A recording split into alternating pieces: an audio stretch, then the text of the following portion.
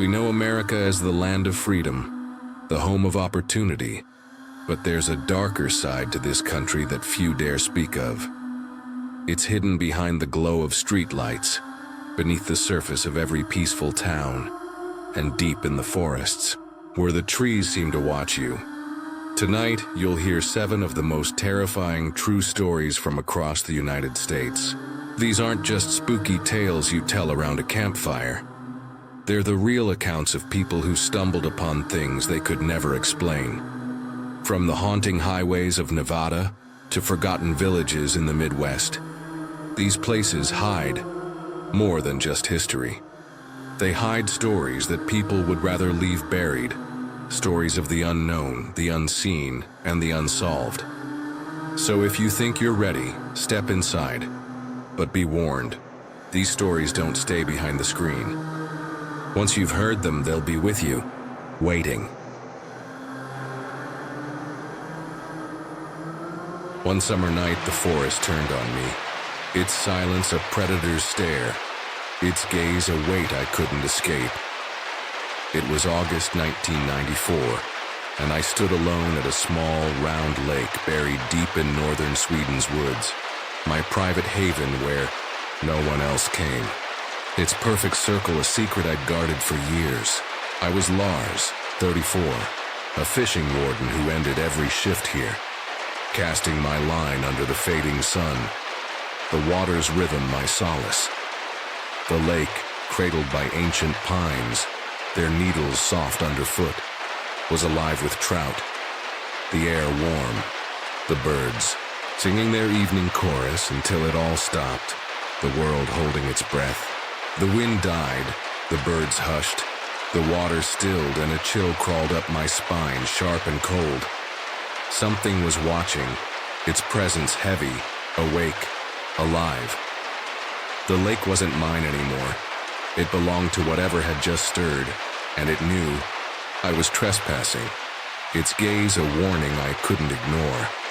I'd come to this lake for years, my ritual after long days trudging through Västerbotten's streams, checking licenses under the endless Nordic sky. Its perfect circle, hidden deep in the forest, was a sanctuary, a place where the world's noise, bureaucracy, arguments, life, faded, leaving only the gentle pull of water and line, the quiet hum of nature. That evening, I arrived late, my boots crunching on pine needles, the sky a deep amber, the forest buzzing with life, crickets chirping, leaves rustling in the breeze, the trout splashing in the distance, their arcs catching the last light. I set up my rod on the shore, the familiar weight calming my tired muscles, the air rich with the scent of pine and damp earth. The lake was warm, inviting, its surface a mirror reflecting the fading sun, the bird's chorus a soft backdrop to my solitude.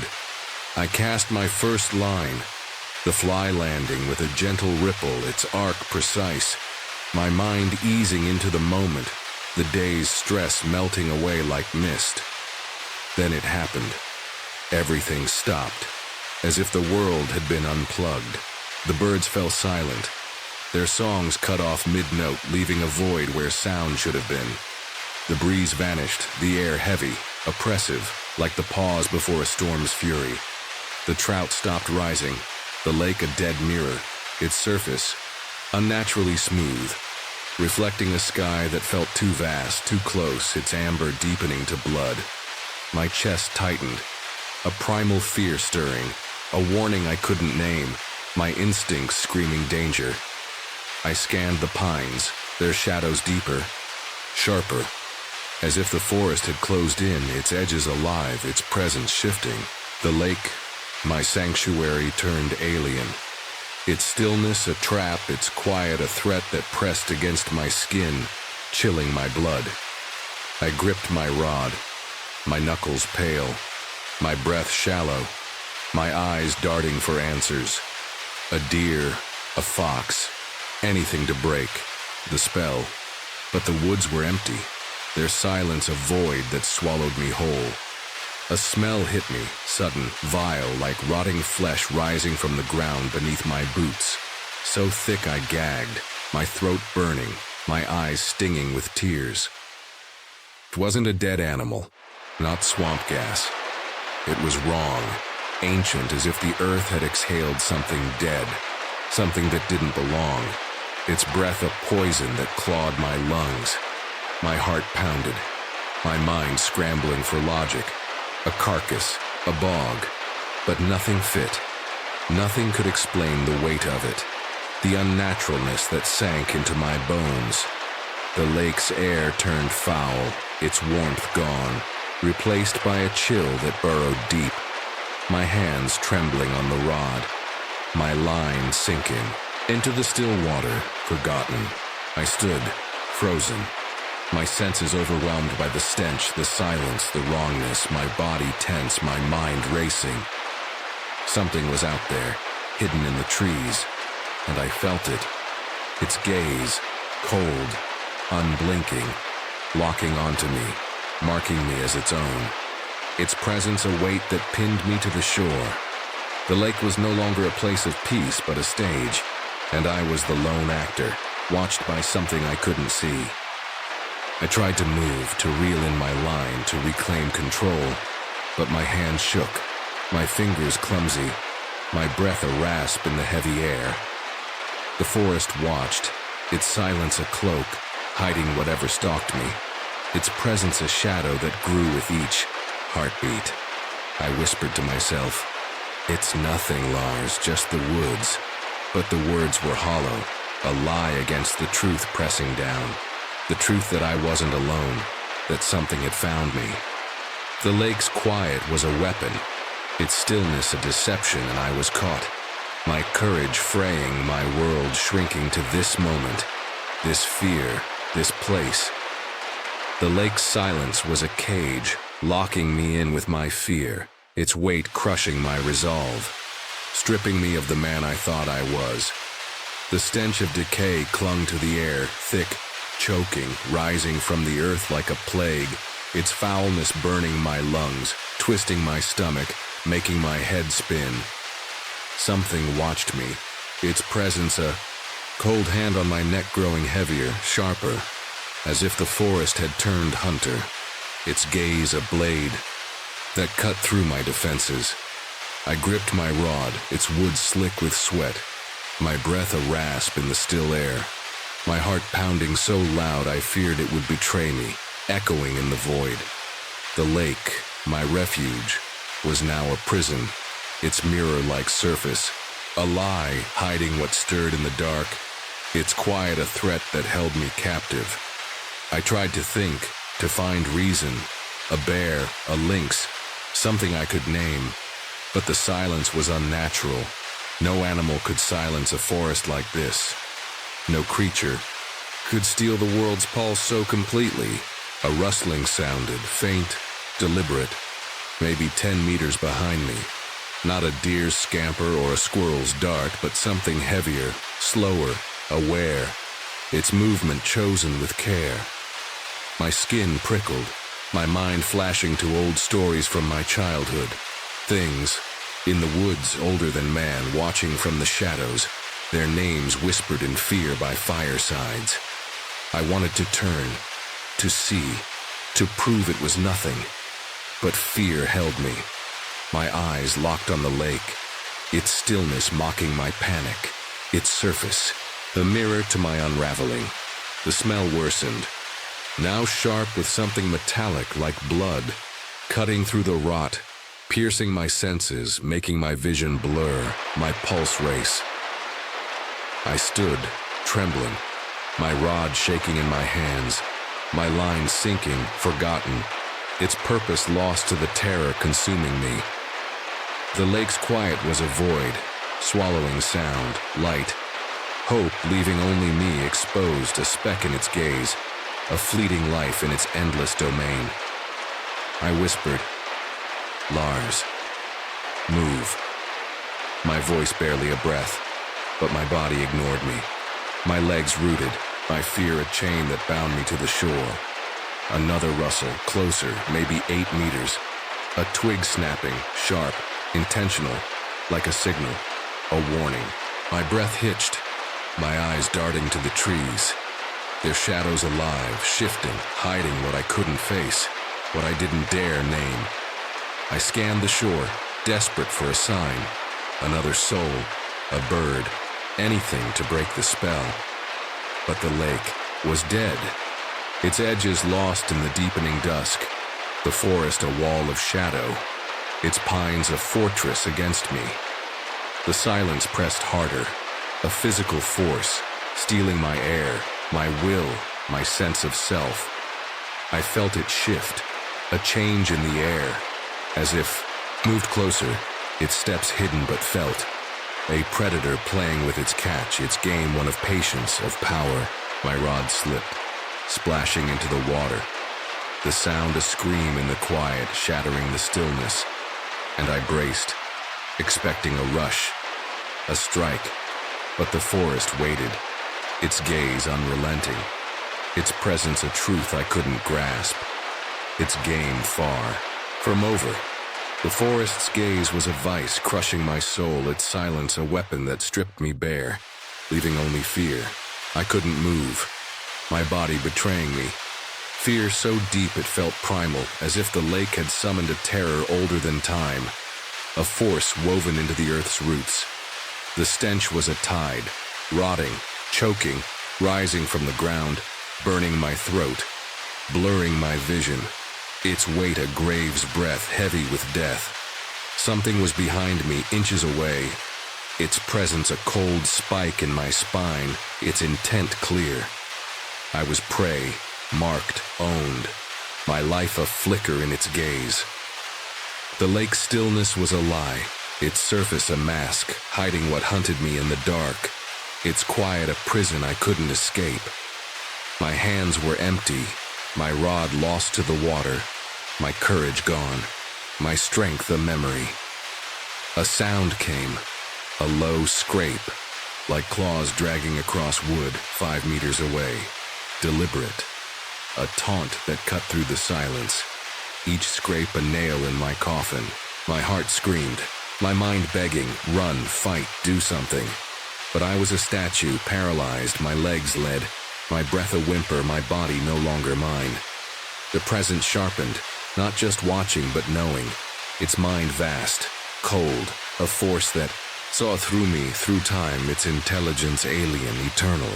The smell turned sharp, decay now wet stone, like an open tomb beneath my feet, twisting my gut, my body shaking, my knees buckling, my vision swimming.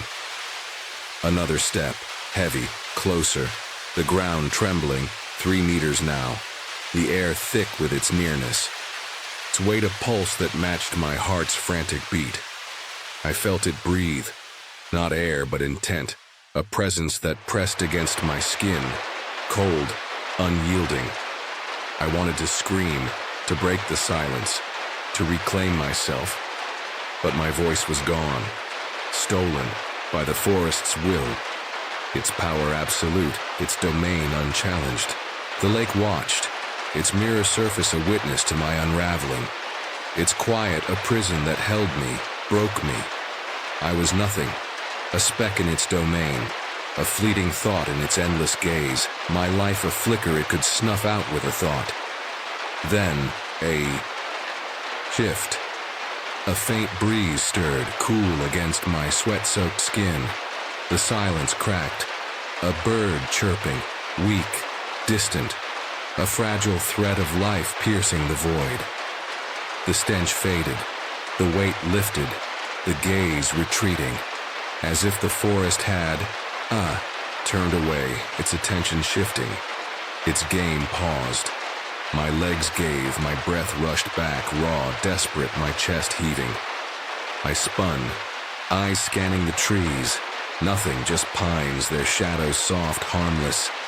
The lake rippling, a trout rising, the world alive again, its pulse returning. But I knew it wasn't gone, only waiting. Its presence a shadow that lingered, a promise of return, a truth I'd carry forever. The forest released me, but its claws stayed embedded in my mind, a wound that never closed. I ran, my boots slamming the earth, branches tearing at my arms, ripping my jacket, my breath a ragged cry in the dark, each gasp a fight for life. The lake was behind me, its stillness a taunt, a mirror reflecting my fear. But I didn't look, back couldn't. The fear of fire in my veins driving me through the pines, their needles sharp, their shadows alive. My car was a half-mile away, the path a maze of roots and darkness. Every snap, every rustle a sign it followed. Its presence a weight I couldn't shake, its gaze a chain pulling at my soul. I'd never go back. Not to that lake, not to its silence, its stench, its gaze, its truth, a scar I'd carry forever. A mark that redefined me. The smell lingered, faint, rotting, a ghost in my lungs, a reminder of what I'd faced, its foulness etched in my memory. I tripped, my knee hitting a stone, pain flaring, my hands scraping dirt. But I scrambled up, driven by the memory of that presence, its cold intelligence, its unblinking eyes that saw through me. The forest was alive, its shadows shifting, its air thick with intent, as if it let me run only to toy with me longer. Its game one of patience, of power. I reached my car, keys slipping from my shaking hands, the metal cold against my skin, my fingers numb, clumsy. The door slammed, the engine roared, and I tore away. The lake fading in my rearview mirror, its surface a lie hiding what I'd felt, what I'd barely survived. I stopped miles later, my body trembling, my shirt soaked with sweat, my breath ragged, my hands still shaking on the wheel. I'd never go back, not to that lake, not to that silence, that stench, that presence, its memory, a wound that wouldn't heal, a truth that haunted me. My mind replayed it, the sudden quiet, the rotting smell, the watching eyes, the rustling I never saw, the terror that froze me, broke me. It wasn't animal, not bear or wolf. Those I knew, those had rules, limits. This was other, older, a force that didn't belong in the world I understood. Its presence a truth I couldn't unlearn, a reality that settled in my bones. I locked my doors, the night pressing against the windows, the forest's gaze a shadow in my soul. I'd escaped, but not untouched, not whole, the lake's mark a wound that changed me, a chain I'd never break. Sleep didn't come that night, nor the next, nor the weeks that followed. I saw it in every shadow, felt it in every quiet moment. The lake's presence a guest in my home, my mind, my dreams, its gaze a weight I couldn't lift. I avoided the woods for months, my rod untouched, my love for the wild tainted, the memory of that night a burden I couldn't set down, a truth I couldn't face alone. I moved through life, but part of me stayed there, on that shore, caught in the silence, the stench, the fear, a piece of me claimed by the lake, forever lost to its darkness. The lake stole my peace, its silence a wound that never closed, a theft I'd never reclaim. I never went back. The memory of that night, the stench, the presence, the fear, a chain around my heart, binding me to that moment, that place, its weight a shadow I couldn't escape. I still fish, still tread the woods, but never there, never to that lake. Its perfect circle a trap I escaped but never forgot. Its secrets a ghost in my soul, its truth too vast to hold. It haunts me, not what I saw but what I felt. A truth too old, too alien to name. A weight that reshaped me, left me less than I was. A man marked by something beyond. I kept it secret for months, afraid of mockery, of being called mad. A tired warden spooked by shadows. But the fear lingered, waking me at night, my dreams filled with silent forests, watching eyes. The stench of decay that choked me still. I searched old maps, village tales, hoping for answers. A lost hunter, a cursed site, a reason for the lake's wrongness. But the lake was a ghost, unrecorded, unknown. Its story buried in the pines. Its existence a whisper no one else heard. Locals spoke of strange woods, places where time slipped, where compasses spun, but none knew my lake. None felt its gaze, its cold, unyielding will, its power to unravel a man. Years later I met Niels, a forester, his hands rough from decades of work, his eyes heavy with years of seeing what others missed. I told him, my voice low, braced for doubt, expecting a laugh, a dismissal. He didn't smile, didn't dismiss. Some places hold things, he said, his voice steady, his gaze far off, seeing woods I'd never know. Not animal, not man, but older, always there watching. He'd felt it too, not at my lake, but in other silences, other shadows. The same weight, the same presence, the same cold intelligence that marked him, changed him. His words didn't ease me. They made it real, a truth I couldn't deny, a mark I'd carry forever, a reality that settled deeper, a confirmation that I hadn't imagined it, that I'd met something real, something eternal. Now I carry it, the memory of that night, its weight a part of me, a shadow that never fades, a scar that defines me. I warn others, avoid lone lakes, woods too still, their silence a trap, their gaze a theft, their secrets a burden too heavy for the living. The forest keeps its secrets, and some are too old, too vast for us to bear. Their truth a weight that breaks those who find it. That night wasn't just fear, it was a warning, a glimpse of something that watches, waits, and never forgets. Its presence a scar on my soul, a truth I'll take to my grave, a piece of me forever lost to the lake. Its silence my eternal captor. The cards snapped against the tent floor, but it was Mia's empty stare that cut through our laughter. Deep in a Wisconsin forest, our Boy Scout camp buzzed with summer joy. Yet as we played Uno under the lantern's glow, Mia's eyes turned hollow, fixed on the darkness beyond the flaps. She tilted her head, as if listening to a voice we couldn't hear, her lips twitching. "They know we're here," she whispered, barely audible, her gaze chilling my blood. That night, Mia, a girl I'd just met, seemed normal, funny, quick, with a joke. But that vacant stare, that eerie whisper, was the first spark of a terror that would engulf our camp, driving us to flee in panic. It was July, the air heavy with pine and lake mist, and our 2-week Boy Scout camp was a haven for kids like me, 14, craving adventure. I shared a tent with my friends Ethan and Dylan, both veterans of these woods, where we'd hike, fish, and swap stories under a starlit sky. We'd invited Mia and her friend Zoe to our tent for cards and jokes, a perfect summer night. Mia, 15, was new from a city troop, her sharp humor and easy grin pulling us in. We had a blast, laughing until our sides hurt, the kind of night you'd etch into memory, untouchable by the world outside. But Mia was off, even then. Mid-game, she'd freeze, her cards trembling in her hands, muttering words we couldn't catch. "Just thinking," she'd say, her smile tight, forced.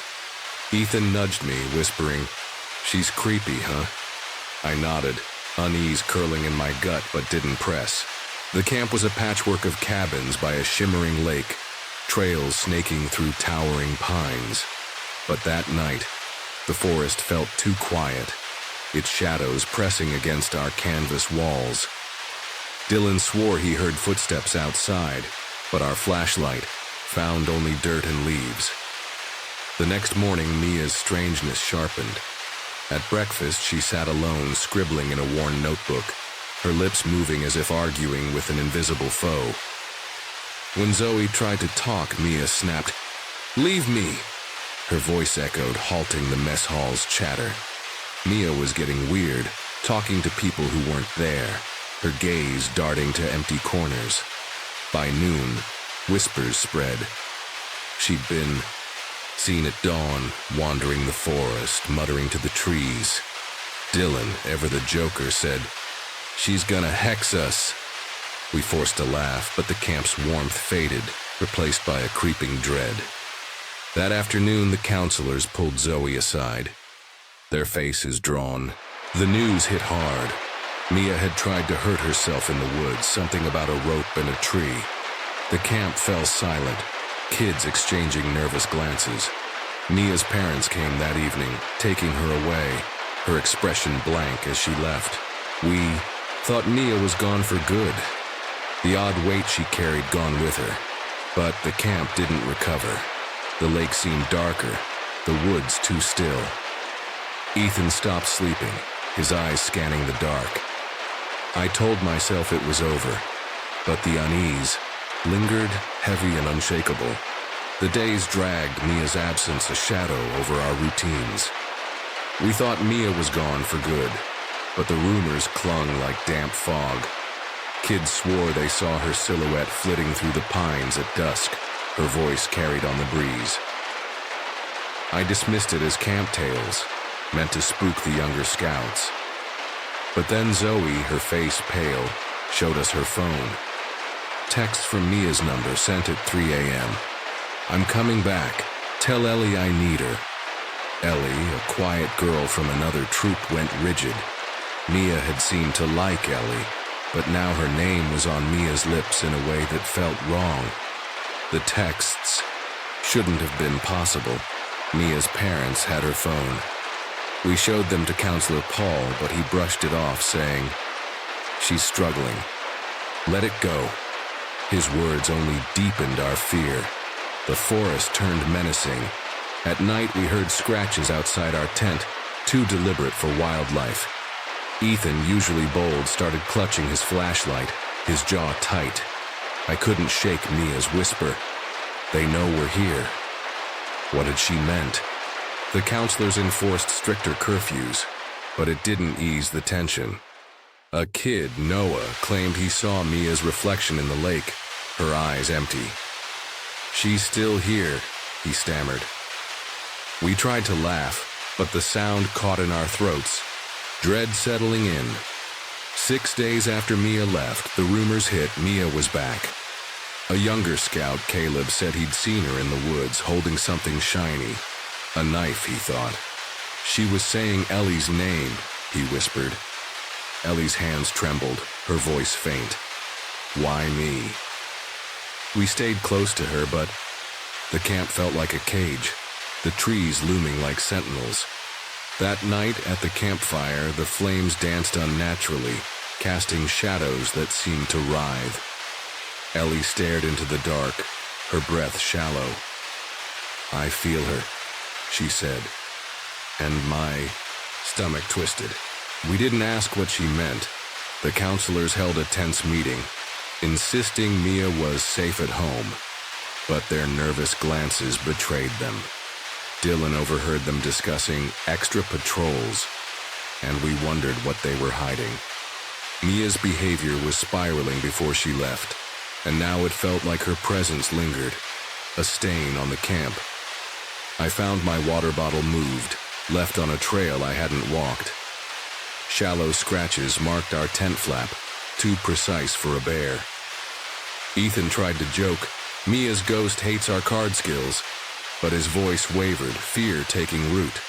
The camp became a tinderbox, every noise a spark. Ellie stayed glued to us, her fear infectious. She stopped eating, her eyes sunken, saying she dreamed of Mia standing over her, whispering her name. We didn't know why Mia was fixated on Ellie, but the obsession felt alive, coiling around us. One night I woke to scratching outside, slow and rhythmic. My flashlight found nothing, but the air was thick, oppressive. Dylan whispered, "It's her," and I didn't argue. The counselors added night watches, but it only made us feel like prey. waiting for the strike. During a morning hike, Zoe found a torn page from Mia's notebook, half buried in mud. It was scrawled with frantic words. "Ellie, I'm sorry, I have to." We showed it to Paul, who went pale, snatching it away. "Stop stirring things up," he snapped, but his hands shook. The rumors grew darker. Kids said Mia had been talking to someone in the forest before she left, her eyes wild. Mia's return was no rumor. It was real, and it was terrifying. The camp felt like it was holding its breath, braced for the inevitable. Then, 7 nights after Mia's departure, it exploded. She appeared, knife in hand, screaming for Ellie.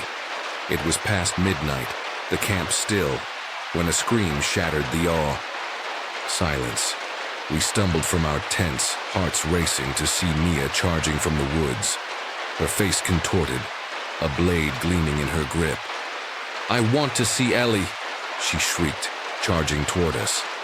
Ellie froze, her scream trapped, her eyes wide, with horror. Kids scattered, counselors shouting, but Mia was relentless, her gaze locked on Ellie like a hunter. I yanked Ellie behind me, my pulse hammering. Counselor Paul tackled Mia, pinning her as she thrashed, the knife skittering across the dirt. "Counselor." Jane grabbed it, her face drained. The adults held Mia down, calling for help, her screams dissolving into broken sobs. Police arrived, their lights cutting through the dark, and took her away, her parents following, faces hollow. We stood stunned, the night pressing down, Ellie trembling in my arms. No one spoke, the terror too raw. The next morning, Paul gathered, us, his voice heavy. Mia had been diagnosed with schizophrenia, her breakdown triggered by stress, her fixation on Ellie a delusion born of her illness. She was in a clinic now, getting help, but his words felt empty. The camp was meant to be, safe, not a nightmare. Ellie barely spoke, her eyes scanning the trees as if Mia might return. The event left us all shaken, our bags packed, desperate to escape the woods. The joy of camp was gone, replaced by a fear that clung like damp earth. The camp shut down, early, parents rushing to take us home. Ellie was traumatized, haunted by Mia's screams, her name a wound that wouldn't heal. We tried to comfort her, but the fear infected us all. I couldn't erase Mia's wild eyes, the glint of her knife under the stars. Back home, I flinched at shadows, hearing her voice in every creak. Ellie's parents got her into therapy, but she struggled, texting us at night. I hear her saying my name. Zoe deleted Mia's number but kept screenshots of those eerie texts, unable to let go. We learned more about Mia's illness. Her schizophrenia had been undiagnosed, her breakdown a tragedy no one saw coming, but the explanation didn't soothe us. Why Ellie? Why that night? The questions lingered, sharp and unanswered. Months later, I found a letter in my backpack, tucked into a side pocket. It was from Mia, written before her breakdown, her handwriting unsteady. "I'm scared. Something's wrong with me. Tell Ellie I'm sorry." My breath caught. Had she sensed her unraveling? I showed it to Ellie, who wept, whispering, "I forgive her, but I can't forget." The camp never reopened, its cabins abandoned to the forest. Some kids swore they saw Mia's shadow in the woods years later, a tale that grew into legend. I don't believe in spirits, but I can't explain the letter, or the chill that hits me when I think of that night. Was Mia's breakdown just illness, or was something else at play? The woods kept their secrets, and we left them behind, but they never left us. Ellie still startles at her name, and I wonder if Mia, somewhere, is still calling for her. What's worse than being alone in the dark? Knowing you're not alone. My name's Tom, and in the summer of 2010, I learned that lesson the hard way, 200 feet below the streets of a crumbling Eastern European city. I was a utility worker, tasked with repairing electrical lines in a forgotten network of tunnels. Cold, damp, and older than my grandfather's war stories. That night I descended into the abyss armed with a flashlight and a bad feeling I couldn't shake. We were in a tunnel running parallel to the main sewer line, a damp concrete tube maybe 10 feet wide and 7 feet high, lined with electrical conduit. By the time I heard those footsteps, slow, deliberate, echoing behind me, I knew I wasn't just fixing wires. I was fighting for my life. I'd been on the job for 3 years, a 28-year-old trying to claw my way out of debt and a past I'd rather forget. The tunnels were my escape. Solitary, predictable, no one to judge me.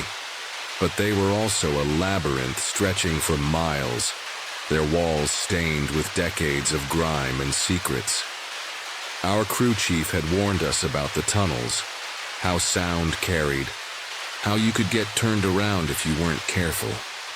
That night I was alone. My partner called off sick, leaving me to handle a blown transformer deep in the system. The air was thick with the smell of mold and rust, the only light my flickering headlamp cutting through the gloom. As I hauled my toolbox down the narrow passage, the silence was oppressive, broken only by the drip of water and the hum of distant machinery. I'd been working for about an hour, splicing cables, when I heard it. A faint shuffle, like boots scuffing concrete, maybe 20 yards behind me. My stomach twisted. I froze, my breath catching, straining to listen. Nothing. Just the drip, drip, drip. I told myself it was the tunnel playing tricks, sound bouncing off the walls. The chief had said echoes could make you think someone was right behind you. But the hairs on my neck stood up, and that bad feeling grew claws. I turned, sweeping my headlamp across the tunnel. The beam caught nothing but wet concrete and rusted pipes. Empty. I cursed under my breath, trying to laugh it off. 3 years in these tunnels, and I'd never heard anything weirder than a rat scurrying. But as I bent back to my work, the shuffle came again, closer now, deliberate, like someone was pacing just out of sight. My heart kicked into gear. This wasn't an echo. Someone or something was down here with me, and in a tunnel this deep there was only one way out, back through the dark. My headlamp flickered, casting jagged shadows that danced like ghosts on the tunnel walls. I stood frozen, my toolbox at my feet, the shuffle of those footsteps still ringing in my ears. I called out, "Hey, who's there?" My voice echoed, unanswered, swallowed by the dark. My chest tightened. I wasn't imagining this. The sound was too real, too close. Boots on concrete, slow and steady, like someone was stalking me, savoring the moment. I swung my light again, its beam slicing through the gloom, but the tunnel stretched empty in both directions. Just me, the cables, and that relentless drip of water. Yet the air felt heavier now, charged, like the moment before a storm breaks. I tried to focus, my hands shaking as I fumbled with the splicer. Maybe it was another worker, I told myself. Maybe a maintenance crew I hadn't been told about. But deep down, I knew better. This tunnel was a dead end, sealed off except for the entry I'd come through. No one else was scheduled tonight. I kept working, telling myself it was nothing, but the footsteps came again. Closer, maybe 15 yards away, deliberate, like someone was pacing just out of sight. My pulse raced. I dropped the splicer, the clatter echoing like a gunshot. Silence followed, thick and suffocating, as if whatever was out there had stopped to listen. I grabbed my flashlight, its beam stronger than the headlamp, and pointed it. Down the tunnel, nothing. But the darkness seemed to shift like it was alive, curling at the edges of my light. I backed up, my boots scraping the concrete, my eyes locked on the void. "This is stupid," I muttered, trying to shake it off, but my voice sounded small, fragile. 3 years in these tunnels, and I'd never felt this. A primal, bone-deep dread that made my skin crawl. I wanted to run, but the only exit was half a mile back, through the dark, past whatever was making those sounds. Then, a new noise, a low, guttural hum, like a machine, but not quite. It vibrated through the walls, into my chest, setting my teeth on edge. My flashlight flickered, the beam stuttering. I smacked it against my palm, cursing. But the hum grew louder, joined by another shuffle, now maybe 10 yards away. My breath hitched. This wasn't human. Humans didn't move like that, didn't make sounds like that. I swung the light wildly, catching a glimpse of something, a shadow, tall and formless, darting just beyond the beam. My heart slammed against my ribs. Stumbled back, my toolbox forgotten, my mind screaming one word: run. The hum pulsed through the tunnel, a living thing that wrapped around my chest, squeezing tighter with every second. My flashlight was useless now, its beam flickering like a dying star, barely piercing the darkness. I backed away, my boots slipping on the slick concrete, my eyes darting to every shadow. The footsteps were louder now, heavy and uneven, like something dragging itself closer. My mind raced, torn between reason and panic. This was just a tunnel, just a job. But that shadow I'd seen, it wasn't human. It was too tall, too wrong, its edges blurring into the dark like smoke. I pressed myself against the wall, the cold, concrete biting through my jacket. The hum shifted, becoming a low growl vibrating in my bones. I shouted again, "I'm armed, stay back!" But my voice cracked, betraying my fear. No response, just the footsteps. Now maybe 5 yards away, slow and deliberate, as if whatever it was knew I had nowhere to go. My headlamp flickered out completely, plunging me into near total darkness. I fumbled for the flashlight, my hands shaking so badly I nearly dropped it. When the beam snapped back on, it caught something. A pair of eyes glinting like polished glass, low to the ground, then rising, impossibly high, as if the thing was unfolding itself. I screamed, the sound, tearing from my throat, echoing endlessly. The eyes vanished, but the footsteps didn't stop. They circled now, coming from all directions, a cacophony of scrapes and thuds that made my head spin. I swung the flashlight, its beam erratic, catching flashes of the tunnel, pipes, cables, and then, for a split second, a shape. It was humanoid but wrong, its limbs too long, its head tilted at an unnatural angle. My stomach lurched. This wasn't a person. This wasn't even alive in the way I understood. I bolted, my boots pounding the concrete, the toolbox abandoned, my only thought to reach the exit. The tunnel seemed to stretch, the walls closing in, the air growing thicker, heavier, like it was pushing me back. The growl followed, now joined by a whisper. My name hissed in a voice that wasn't human. Tom. It slithered through the dark, cold and sharp, cutting into my mind. I ran faster, my lungs burning, my flashlight bouncing wildly. The footsteps kept pace, sometimes behind, sometimes beside, as if the thing was toying with me, letting me think I could escape. I didn't look back. I couldn't. If I saw it again, I knew I'd freeze, and that would be the end. My legs burned, my chest heaving as I sprinted through the tunnel, the beam of my flashlight bouncing wildly.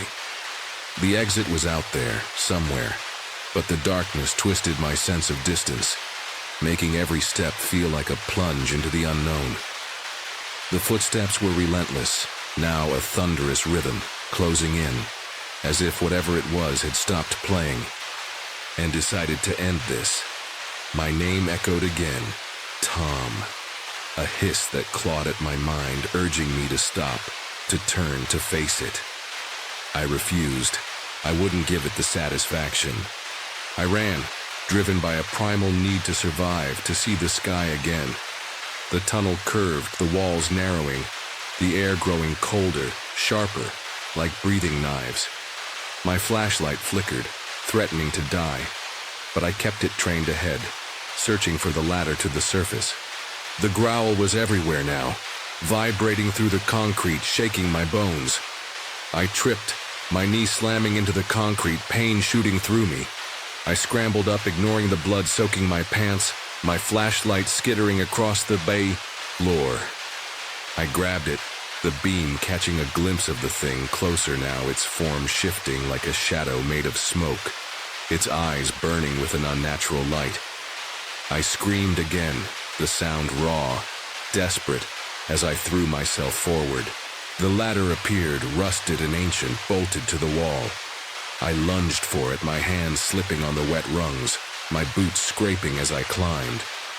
The footsteps stopped, replaced by a deafening silence that was worse, louder somehow than the chase. I didn't look down. I couldn't. My arms burned, my fingers numb, but I climbed rung after rung, the hatch above growing closer. The growl returned, a low, guttural roar that shook the ladder, but I was almost there. I slammed my shoulder into the hatch once, twice, until it gave way, spilling me onto the street above. I collapsed on the pavement, gasping, the city's lights blinding after the tunnel's dark. The hatch slammed shut behind me, the sound final, like a door to hell sealing itself. I lay there, heart pounding, staring at the stars, knowing I'd never go back. The city hummed around me, cars, voices, life, but I felt like I'd left, part of myself down there, in that abyss with whatever had chased me. I didn't care, I was alive, and that was enough. The city's pulse washed over me as I lay on the pavement, my chest heaving, the stars above a stark contrast to the tunnels. Suffocating dark, I'd made it out, but the weight of what I'd faced clung to me, heavy as the damp air below. Those footsteps, that growl, those eyes, they weren't human, and no amount of rationalizing could change that. I never told anyone at work what happened. They'd think I was crazy, and maybe I was, but I knew what I'd heard, what I'd seen. Something was down there, something older than the tunnels, something that didn't belong in our world. I quit the job a week later. Couldn't face those tunnels again, couldn't shake the feeling that it was still waiting, watching. I took a desk job, traded the underground for fluorescent lights and coffee breaks. But the nightmares followed, darkness closing in, my name hissed in that awful voice. I'd wake up gasping, checking the locks, half expecting to hear those footsteps outside my door. I still don't know what it was, and maybe that's the worst part. The not knowing gnawed at me, a splinter in my mind I couldn't pull out. I started researching, digging into the city's history, the tunnels past. They'd been built in the 1800s, used for everything from sewers to smuggling routes during the war. There were stories, whispers of workers who vanished, of strange sounds reported by crews.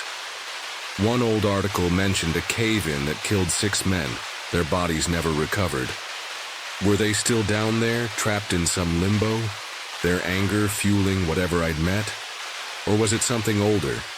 Something the city had been built on top of, disturbed by our digging? I'll never know. But the questions keep me up at night. That night changed me. I used to laugh at ghost stories, roll my eyes at talk of the supernatural. Now I listen. I respect the dark, the places where light doesn't reach. I've learned to trust my gut, to run when it tells me to, because sometimes the things we can't explain are the ones that can hurt us most. My advice: if you ever feel that chill, that sense of something watching, don't wait for proof. Move, survive. The world's full of shadows, and some of them have teeth. Years have passed, but that night in the tunnel is a scar on my soul, a reminder that some things can't be explained, only survived. I've rebuilt my life, found stability, even started a family. But I avoid basements, subways, any place that feels too much like that concrete tomb. The city's changed, new buildings, new faces, but I still see those tunnels in my dreams, hear that growl, feel those eyes. I wonder if it's still down there waiting for someone else to wander too deep to disturb its rest. I've shared this story only once, with my wife, late at night when the world was quiet. She listened, her eyes wide, and didn't laugh. She asked if I believed in ghosts. I don't know if that's the right word, ghost, demon, or something else entirely. All I know is it was real, and it wanted me to know it was there. That's enough to keep me cautious, to teach my kids to trust their instincts, to run when the world feels wrong. The tunnels are still in use, though I hear they're being phased out, replaced by newer systems. Part of me hopes they seal them, bury whatever's down there forever. But another part knows it won't matter. Things like that don't stay buried. They wait. So, here's my challenge to you. Respect the unknown. The next time you're in a place that feels off, where the air's too heavy or the shadows move wrong, listen to that voice inside you. It's there for a reason. It saved me, and it can save you. Because in the dark, it's not just what you see that can hurt you. It's what sees you. My grandmother's been dead for years, but her voice chased me through the forest last night, and something followed, something that wasn't human. I live near the Appalachian Mountains, where the woods are a labyrinth of shadows and secrets, whispering warnings to anyone foolish enough to linger. I'm a pretty avid runner, but that evening, I was biking the Greenway, my tires humming through the dusk, when the air turned cold and the trees seemed to watch. I've been quitting a lot of bad habits lately, and exercise just does the trick. For me, I thought I could outrun anything, fear, doubt, even grief. But what I met on that path wasn't something you escape. It knew my name, my past, and it wanted me to know it was there. I'm Ellie, 32, a graphic designer who moved to the Appalachian foothills to start over. I have a greenway behind my house that I go and run or bike rides on. It's a winding asphalt trail flanked by towering pines and trickling creeks, a haven where I shed the weight of old mistakes. It's very beautiful, and during the day, plenty of people are there as well. Families with strollers, joggers with earbuds, retirees walking dogs. It's alive, vibrant, safe. But at dusk, the greenway transforms. The crowds vanish, the light bleeds away, and the forest takes over. Its silence sharp as a blade. That's when the woods feel like they're waiting, holding their breath for something to step out of the dark. That evening, I'd bike to my friend Tara's house, 3 miles down the greenway, to grab a sketchbook she'd borrowed. I ran through the greenway to stop by a friend's house and grab something. It was a routine trip, one I'd made countless times, my backpack light, my bike's gears clicking smoothly. The sun was setting as I left her place, the sky a bruise of purple and crimson, the air thick with the scent of pine and damp moss. By the time I got back onto the greenway, the sun was already starting to set, and the path was getting dark. I flicked on my bike's headlight, its narrow beam carving a path through the twilight. I wasn't worried. Not yet. I'd biked this trail in rain, fog, even midnight runs when insomnia clawed at me. The greenway was my sanctuary, a place where I could breathe. But tonight, the forest felt different. The air was heavy, the silence deeper, like a pressure against my skin. I pedaled steadily, my breath sinking with the hum of my tires, the headlight bouncing off gnarled roots and glistening leaves. The trees loomed taller, their branches knitting together overhead, swallowing the last traces of daylight. I thought of my grandmother, Nana Ruth, who'd raised me in these mountains. Her stories were woven with warnings, tales of lights in the woods, voices that weren't human, things that stalked the unwary. Never trust the dark, she'd say, her voice rough with age, her eyes haunted by memories she never shared. She died 2 years ago, her passing a quiet wound I still carried. I pushed the thought away, focusing on the path, but the forest's silence grew louder, a presence I couldn't shake. Halfway home, I heard it. A faint creak, rhythmic, like a playground swing swaying in the breeze. I slowed, my tires whispering, against the asphalt and squinted into the dark. I felt paranoid being alone in the dark, my pulse quickening. The creak came again, deliberate from the trees to my left, just beyond the headlights' reach. There shouldn't be a swing out here. The greenway was for trails, hiking, biking, running, not playgrounds. The nearest park was miles away, and these woods were too dense for anything man-made. I stopped, 1 foot on the ground, my breath shallow. The creek stopped, the silence rushing in, thick and oppressive. I grabbed my flashlight from my backpack, its beam stronger, and swept it toward the sound. Nothing but pines, their needles glinting like eyes in the light. "Hello?" I called, my voice thin, swallowed by the forest.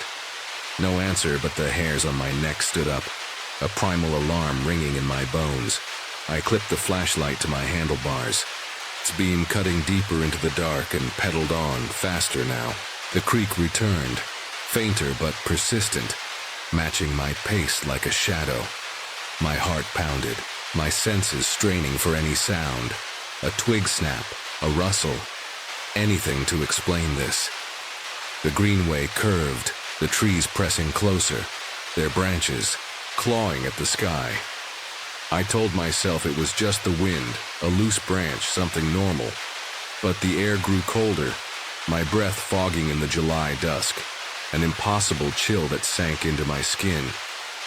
The creek grew louder, closer, as if the swing was just off the path, hidden by the pines. I glanced back, the flashlight beam slicing through the dark, but saw only shadows. Shadows that seemed to shift when I wasn't looking. I was walking back through the path. I had my flashlight on and kept looking around me. The creek was relentless. Now, a slow back-and-forth rhythm that burrowed into my mind, taunting me.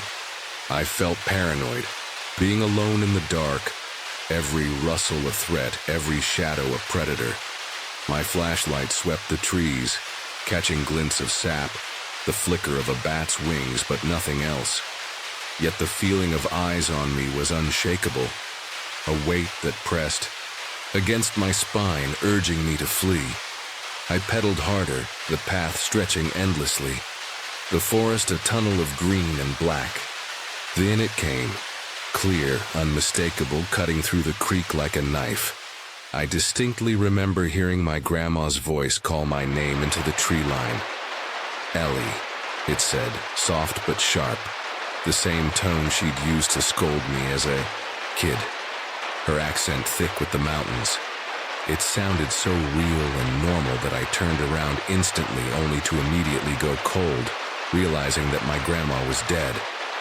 I slammed on the brakes, my bike skidding on the damp asphalt, my heart a frantic drum in my chest. "Who's there?" I shouted, my voice cracking, echoing into the void.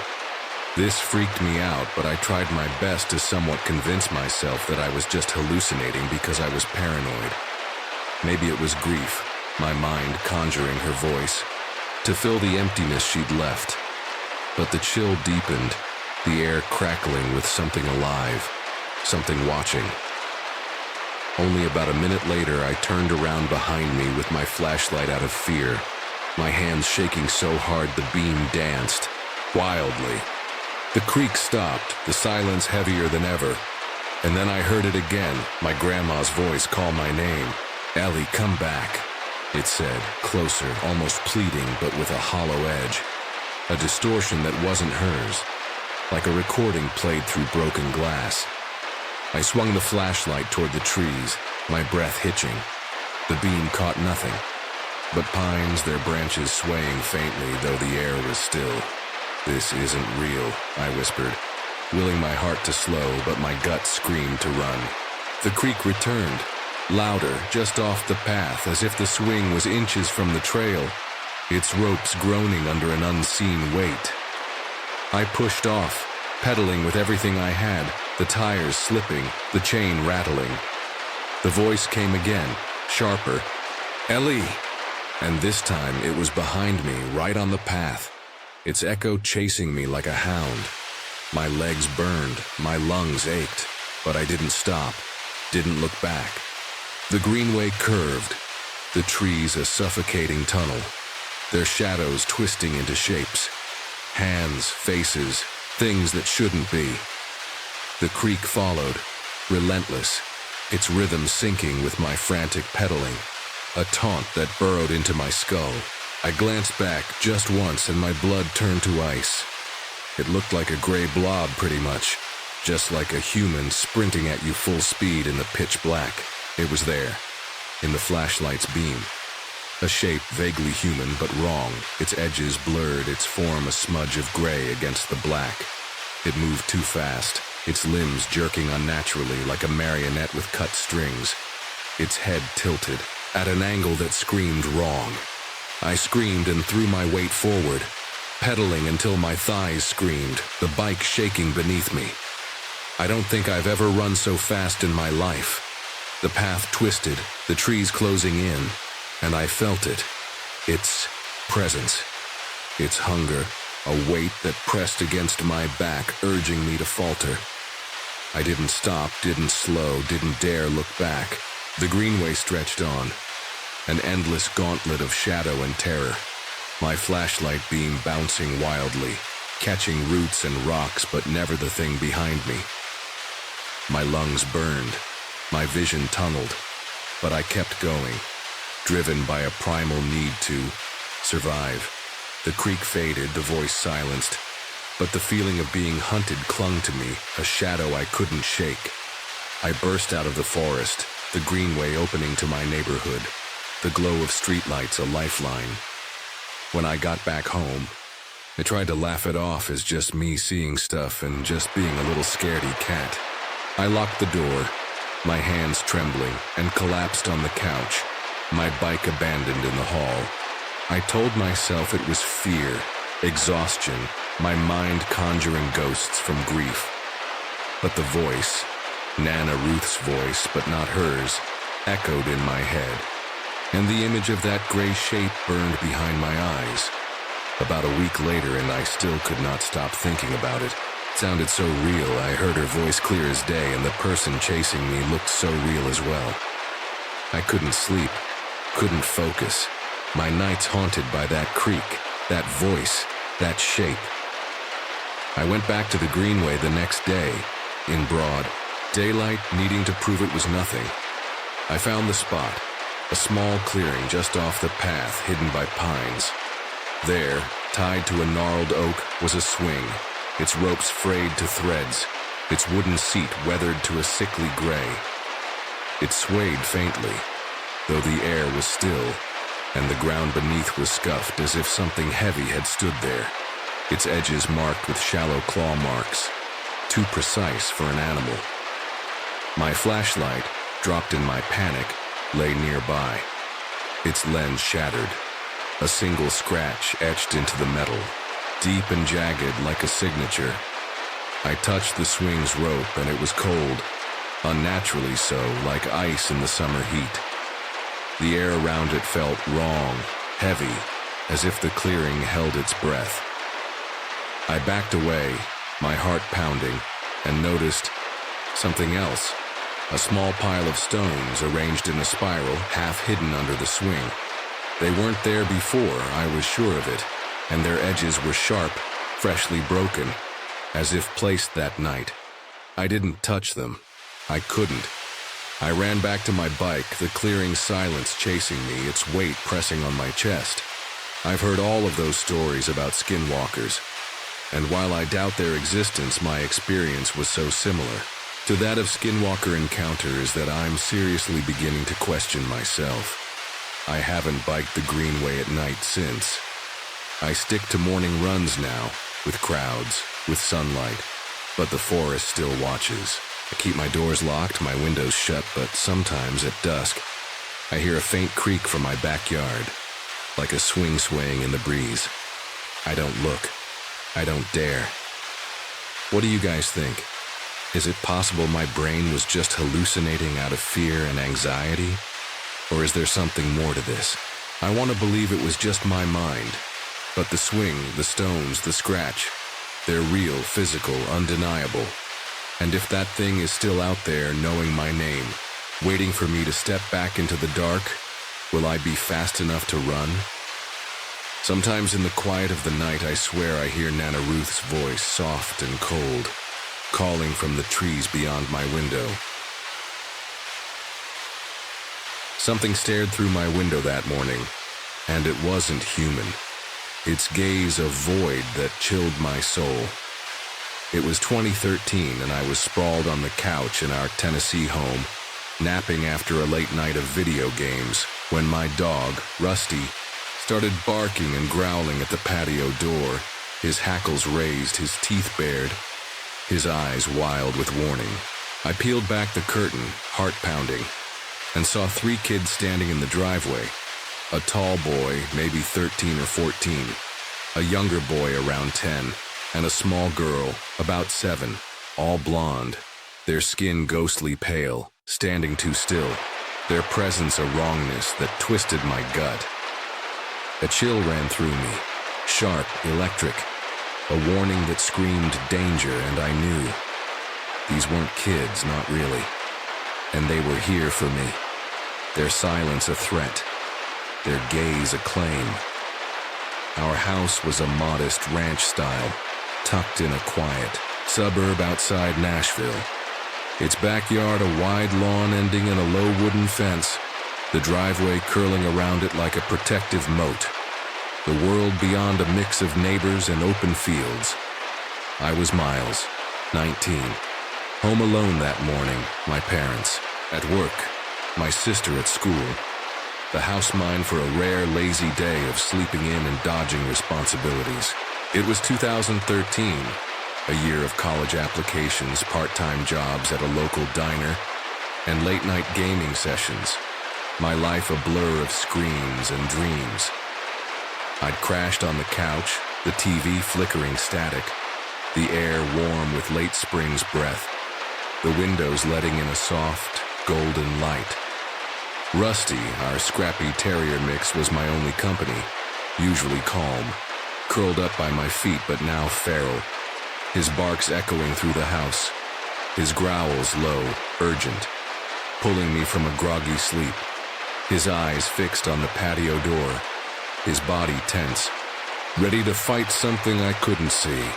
I rubbed my eyes, blinking away sleep, assuming a neighbor's cat or a stray had set him off, a common enough annoyance. But Rusty's growling grew fiercer, his paws scratching at the glass, his tail rigid, his body a coiled spring, his fury unlike anything I'd seen in our 3 years together. I shuffled to the patio door, my bare feet cold on the tile floor, my heart starting to race, and pulled the curtain aside, expecting nothing. A squirrel, a raccoon, a shadow. But there they were, 3 kids in the driveway, standing in a loose triangle, their heads tilted slightly, their clothes oddly clean.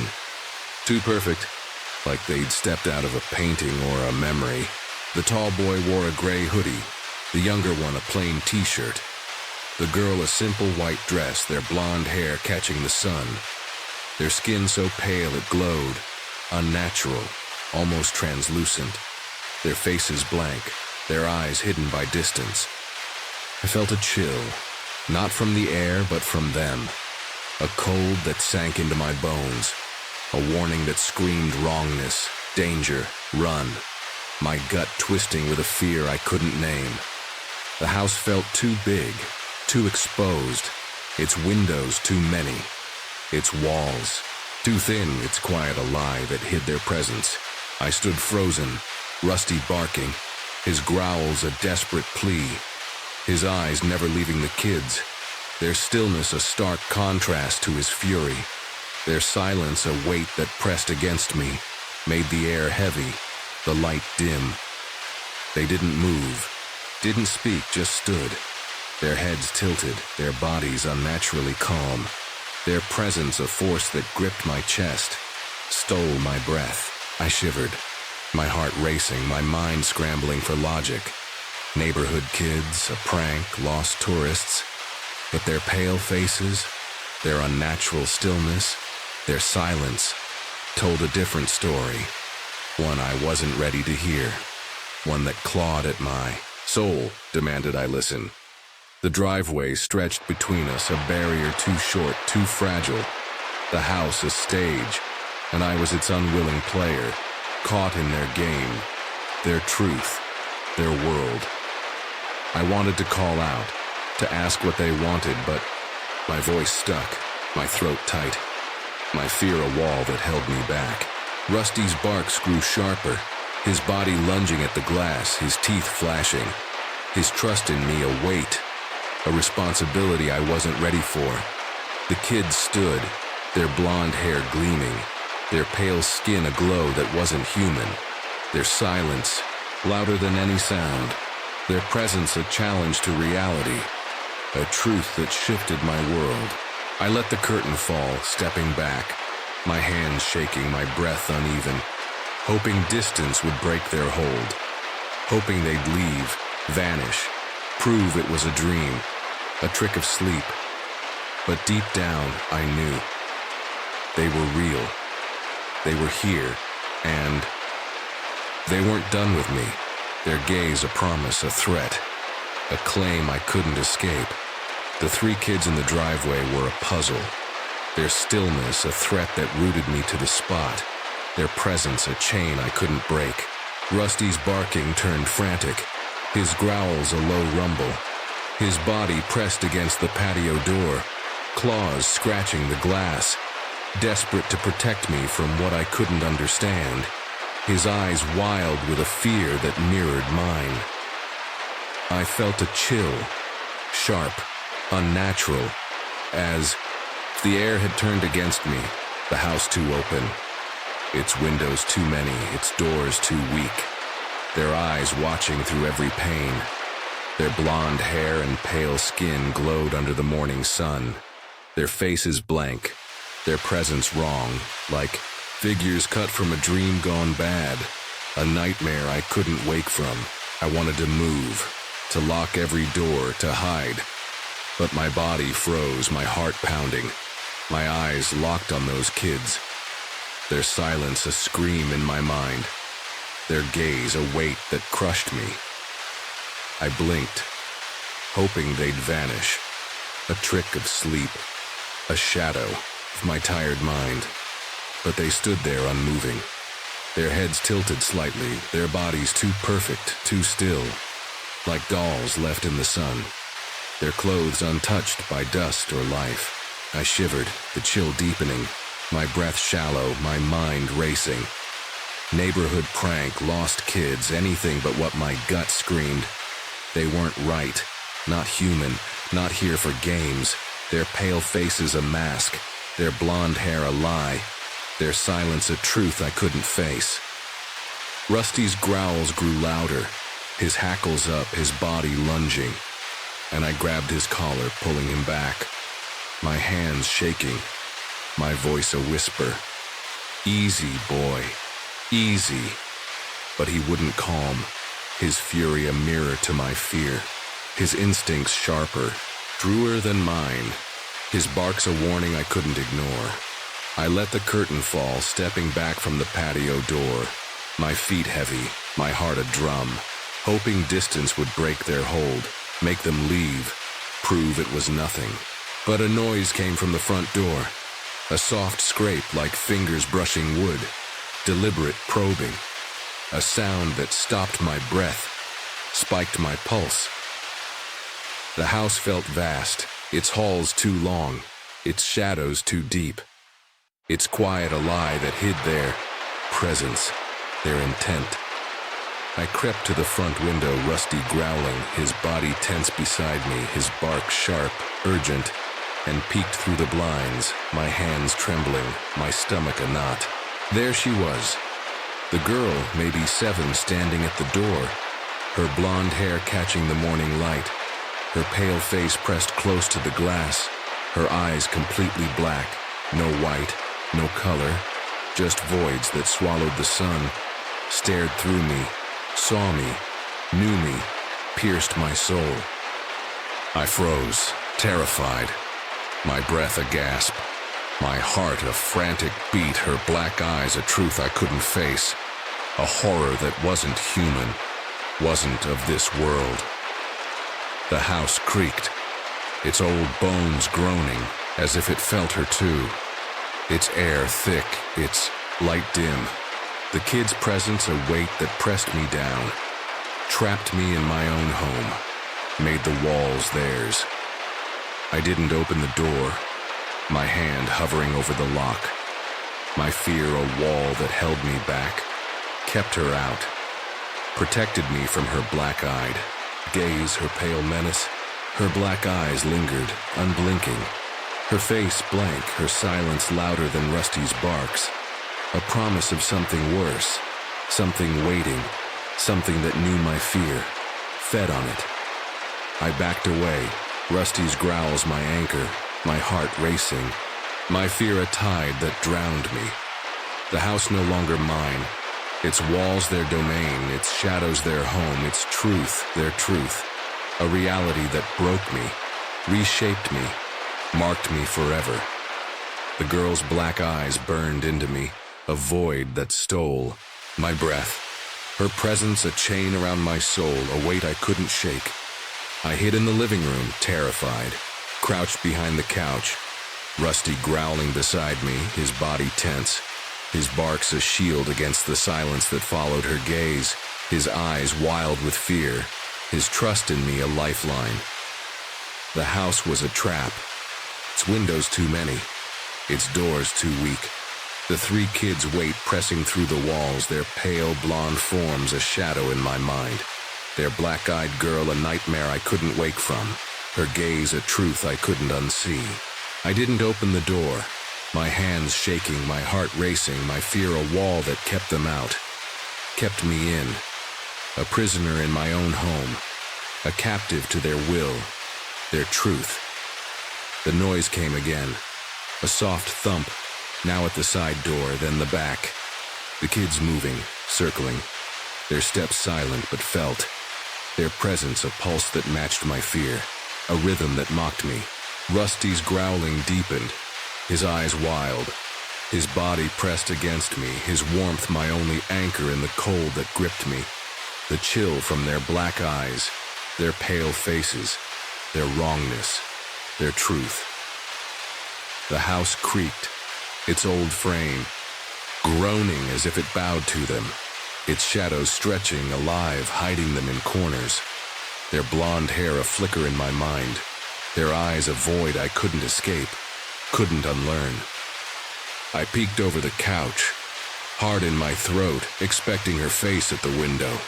Her black eyes staring, piercing, but the glass was empty, the driveway bare, the kids gone, or hidden, waiting, their game one of patience, of terror, their power, endless.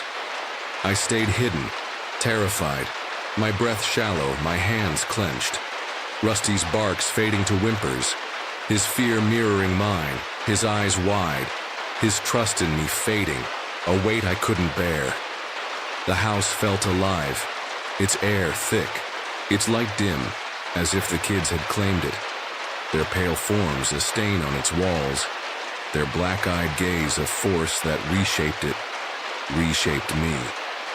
Another sound, a scratch, faint at the garage door, deliberate, like a nail dragging across wood. A taunt that knew my hiding place, my fear, my weakness, it'd sound a knife in the silence. I didn't move, terrified, my body curled, my mind screaming, "Go away, leave me." But the house answered, its creaks louder, its shadows darker, as if it welcomed them, invited their black-eyed gaze, their pale blonde menace, their truth. Silence returned, heavy, a promise of more, a threat that lingered, tying me to that morning, that fear, that unknown. I waited, My eyes on the windows, my heart a frantic beat, expecting their pale faces, their black eyes. But the driveway stayed empty, the house still.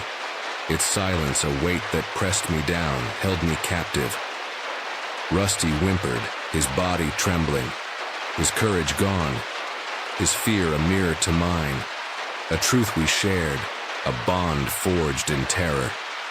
The kids were out there, or in here, their blonde hair a ghost in my mind, their eyes a void that followed me, watched me, knew me. I hid, terrified, the couch my frail shield, the house a tomb, its walls closing in, its shadows theirs, its silence theirs, its terror mine.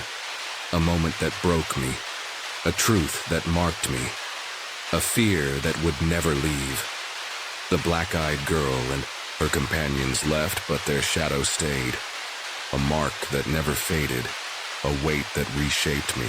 In our Tennessee house, the silence lingered after that morning, the driveway empty, the patio door still, the couch a reminder of my fear. But the terror haunted me, the memory of those 3 kids, their pale blonde forms, their black eyes, a scar on my soul, a truth that changed me, broke me.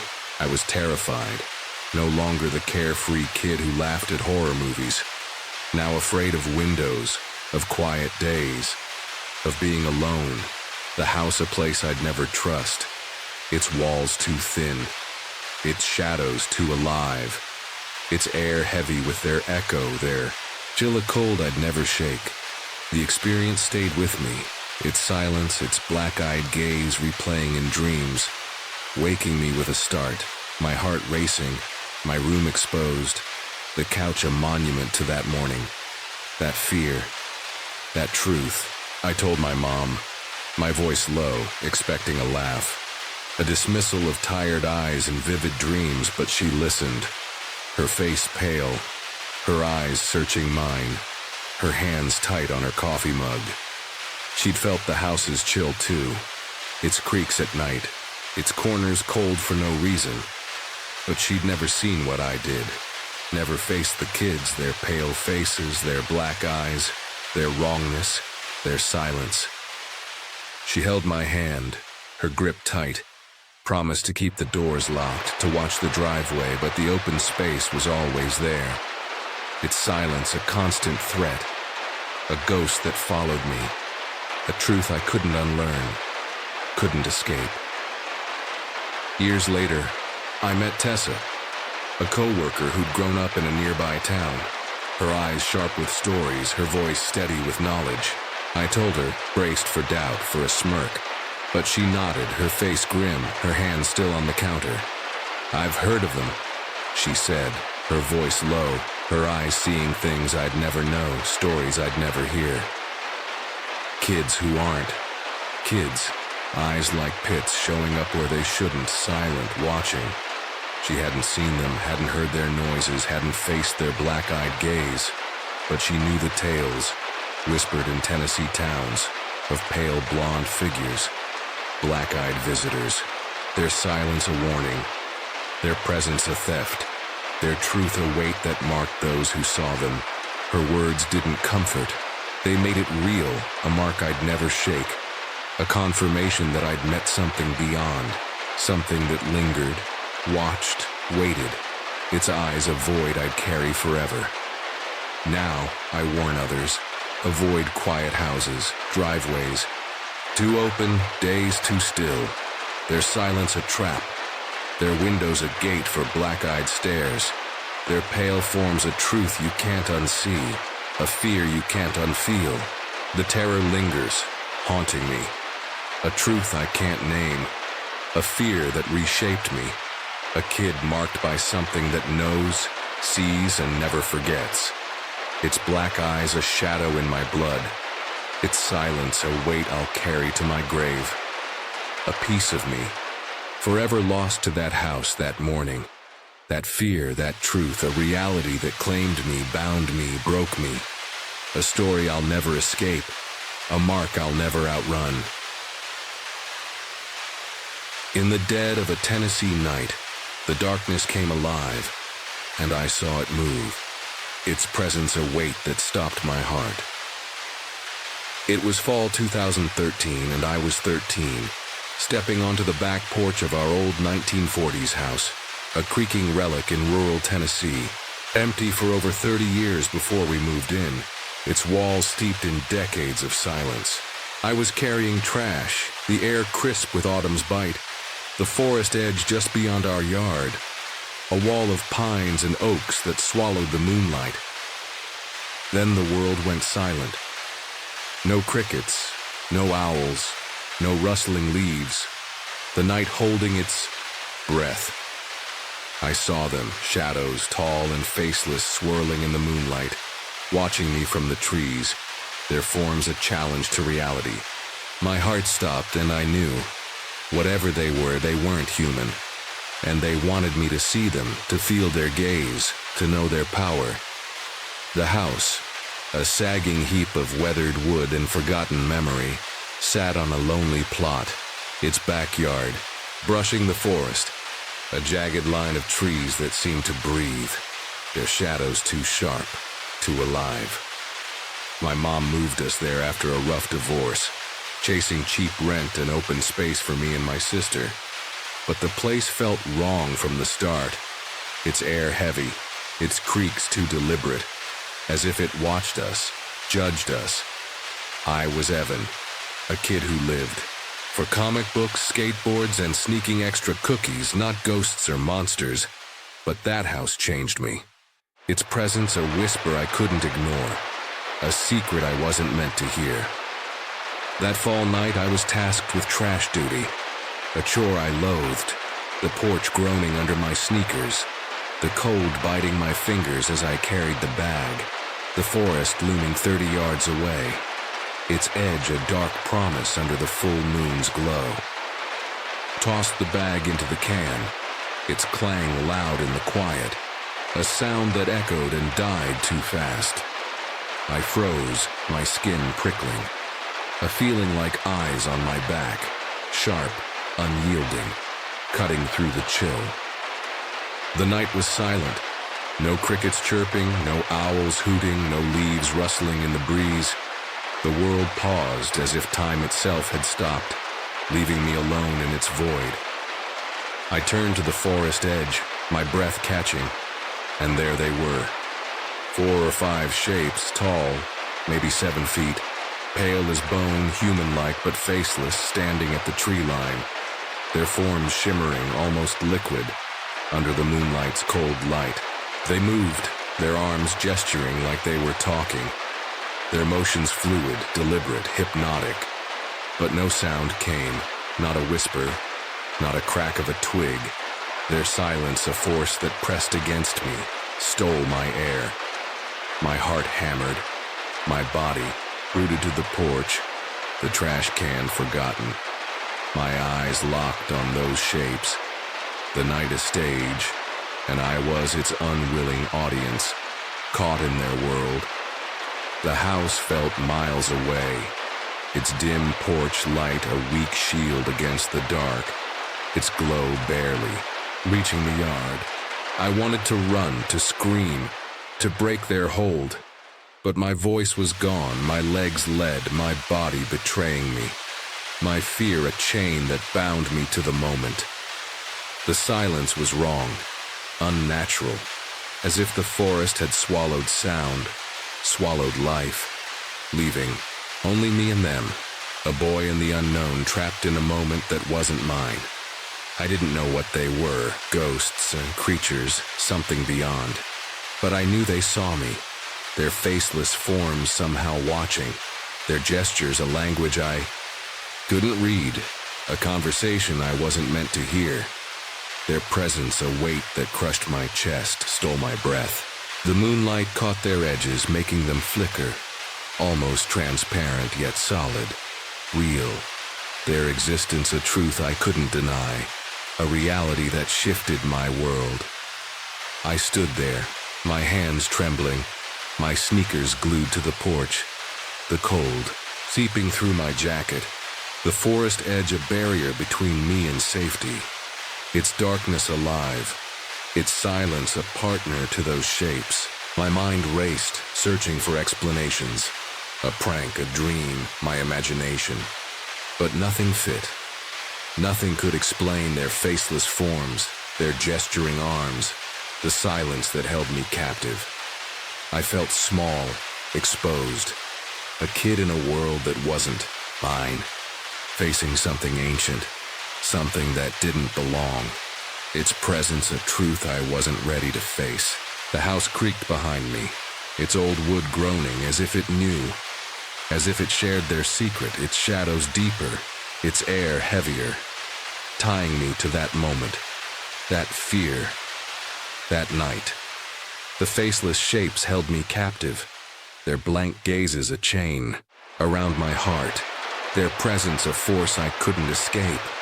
On the back porch of our old Tennessee house I stood frozen, the forest edge a wall of darkness, the silence suffocating, no crickets, no wind, the night a void that swallowed sound, light, hope. Those tall, pale figures shimmering like mist in the moonlight, gestured with their arms, their motions hypnotic, a silent conversation that chilled my blood, their forms a challenge to everything I knew.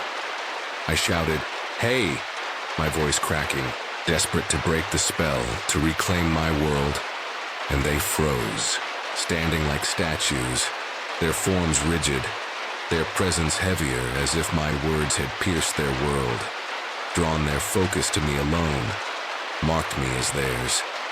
My hands shook, gripping the porch rail, the wood rough under my palms, splintered, grounding, me in a reality that felt like a dream. My breath shallow, my eyes locked on those shapes, their faceless heads somehow watching, their stillness more terrifying than their movement, their silence a weapon that pressed against me. The forest was silent, no sound of life. The air thick, heavy, stealing my air, crushing my chest. I wanted to run, to hide in the house, to lock the door and pretend it was a nightmare, but my legs wouldn't move, my body betraying me. Caught, in their gaze, their power absolute. I felt small, exposed, a kid in a world that wasn't mine, facing something I couldn't name. Ghosts, aliens, demons, or worse, something beyond. Something that didn't belong in my world, its existence. A truth that broke me. I yelled again, "Who are you?" My voice a squeak, trembling, barely audible. And the shapes reacted, their forms blurring, scattering into the trees, moving faster than eyes could follow. A whirlwind of motion that tore through the forest, leaving no sound, no snap of twigs, no rustle of leaves, just gone, as if they'd never been. Their absence a lie. The silence held, unbroken, the forest swallowing them, its darkness a curtain drawn shut, its pines unmoved, its air still. My heart pounded, my skin cold, my mind reeling. Had I seen them, or was it a trick of the moon, the night, my fear? The house loomed behind me, its creaks louder now, its shadows deeper, as if it knew what I'd seen, as if it shared their secret, its old wood alive with their will, its presence a partner to theirs. I stumbled back, my sneakers scraping the porch, my hands fumbling for the door handle, the cold metal slipping under my fingers, my breath a gasp. The forest edge still watched, its silence a weight I couldn't shake, its darkness alive, charged like the moment before lightning strikes. I sensed them, not gone but hidden, their faceless forms lingering, waiting, their gestures a promise of return, their silence a trap I'd barely escaped. The night stayed quiet, no birds, no breeze, only my ragged breath, my fear a pulse in the dark, tying me to that moment, to those shadows, their purpose a mystery that gripped my soul, a truth I couldn't unlearn.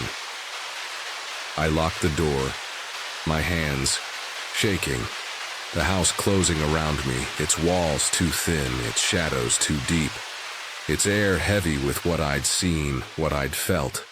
what I'd never forget. The faceless shapes were gone, but their presence clung to me, a chill in my bones that wouldn't fade. Back in our old Tennessee house, I locked the door, my hands shaking. The silence of the forest edge following me inside, its weight heavy, oppressive. No sounds of night, no crickets, no frogs, no wind, just a void that pressed against me. I sat on my bed, heart racing, the memory of those faceless shapes replaying, their gesturing arms, their blurred escape, haunting me, their blank gazes a scar on my mind. The house creaked, its old wood alive, groaning, as if it knew what I'd seen, as if it had seen them too. Its shadows whispering secrets I couldn't hear, its air thick with their echo. Then it started, a soft knock on the back door, sharp in the quiet, like a finger-tapping bone cutting through the silence, sending my heart into my throat. I froze, my breath caught, my eyes darting to the hall expecting a shadow, a shape, but no one was there. The porch empty, the night still through the window's glass. The knock came again, insistent, moving to the kitchen door, then the side, traveling the house's edges, a rhythm that mocked me. A game I didn't understand, each tap a reminder of the shapes, their faceless forms, their silent world. I checked the locks, my hands clumsy, my fingers numb, my fear a knot in my gut. The house no longer safe, its walls too thin against the dark, its creaks a chorus that joined the knocks. The knocks grew bolder, now on windows, walls, a chorus of taps circling me, trapping me in my own home. Their sound a pulse in the silence, their source unseen, their purpose a threat that tightened my chest. I backed into my room, curled on my bed, blankets pulled tight, terrified, my mind flashing to the faceless shapes, their blank gazes, their gesturing arms, their world of silence now invading mine.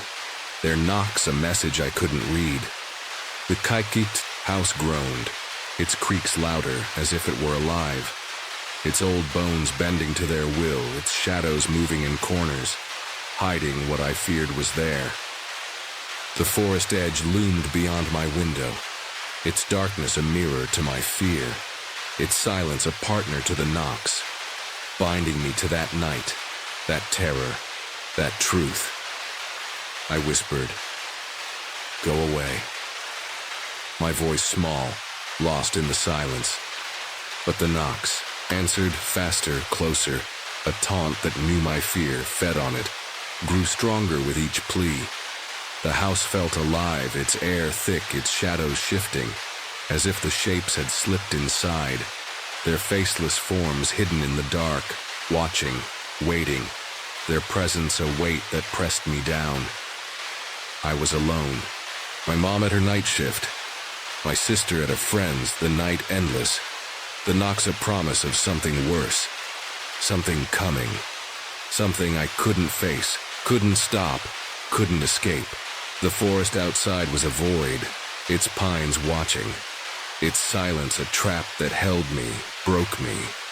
A boy lost in a world that wasn't his, a world ruled by shadows, their gestures a secret I'd never unravel. The knocks were a siege, relentless, binding me to fear in our old Tennessee house, their rhythm a chain I couldn't break. Curled on my bed, terrified, I listened as they danced across the house, tapping doors, windows, walls, a chorus of unseen hands, their sound chaotic, mocking, each tap a knife in my chest. The silence was their ally, no crickets, no wind, the night a void that amplified each sound, each knock a reminder of the faceless shapes I'd seen, their gesturing arms, their blurred escape into the forest edge, their world now invading mine.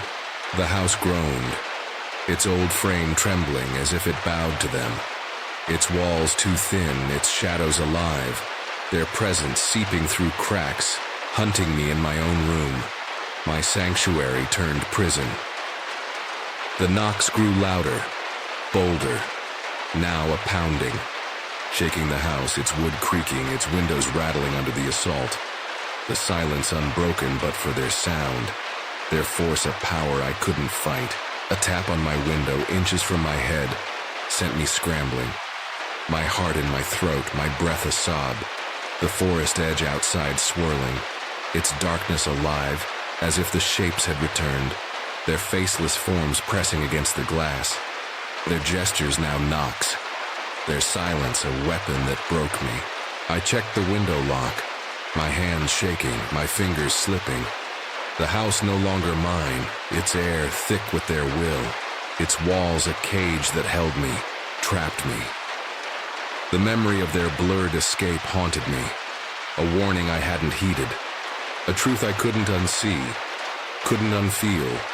Then it came, a massive bang beside my window so loud it shook the house, a force that should have shattered glass, cracked wood, left scars, but left no mark, no trace.